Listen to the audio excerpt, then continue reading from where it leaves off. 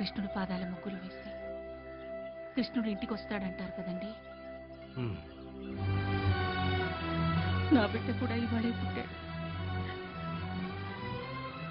వాడు ఇంటికి రావాలంటే ఏం చెయ్యాలండి?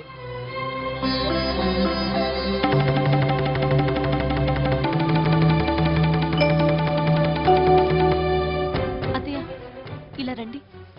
మావయ్య, నేను ఒక ముఖ్యమైన పని మీద వెళ్తున్నాను, నన్ను ఆశీర్వదించండి. ఎక్కడ? ఎటైనా వెళ్ళేటప్పుడు ఎక్కడికైనా అడగకూడదు కదా అత్తయ్య. రారా అన్నయ్య.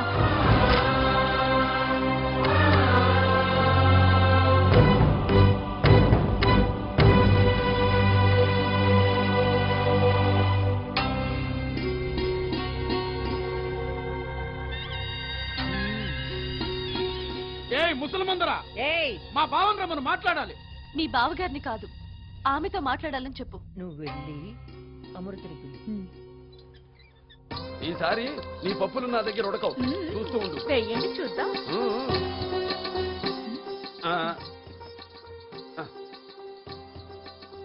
వాళ్ళ ఆవిడొచ్చింది. నేను ఇప్పుడే వస్తాను. నా ఆట నువ్వు వాడుతూ ఉండవు.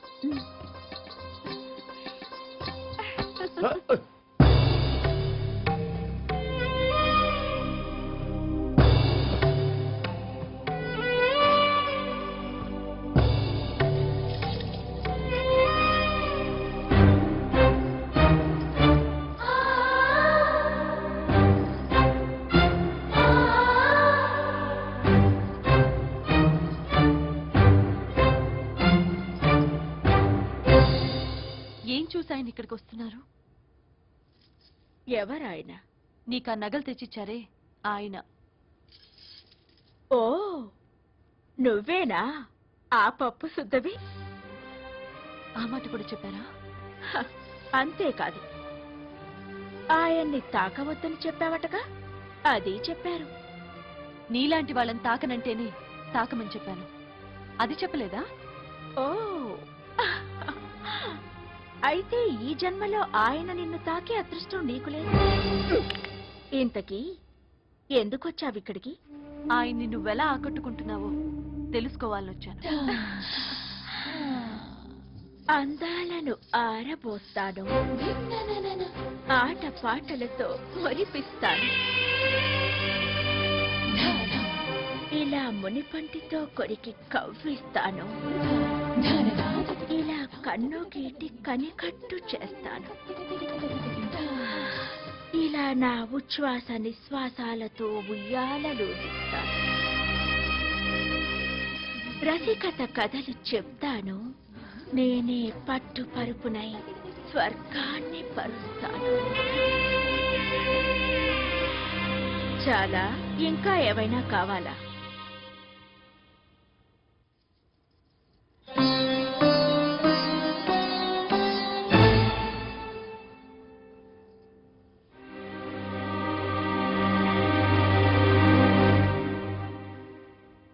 ఇన్ని తెలిసి నీకు నేను చెప్పాలా? ఇంటికొచ్చిన వాళ్ళే కనీసం బొట్టు పెట్టి పంపించాలని తెలీదా?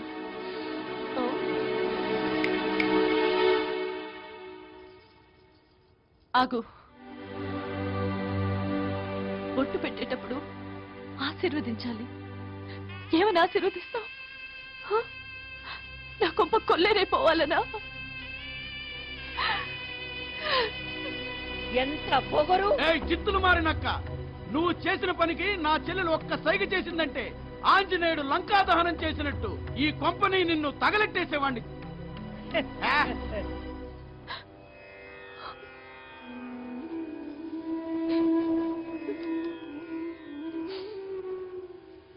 నగలేమో నావి, వగలేమో ఆ వగలాడివి.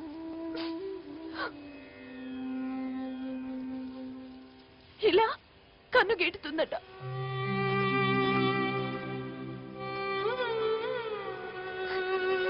ఇలా పెదవి కొరుకుతుందట.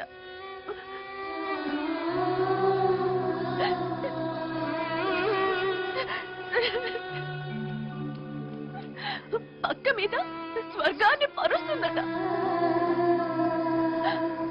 ఉచ్ఛ్వాస నిశ్వాసాలు ఉయ్యాలొప్పుతుందట. ఉయ్యాల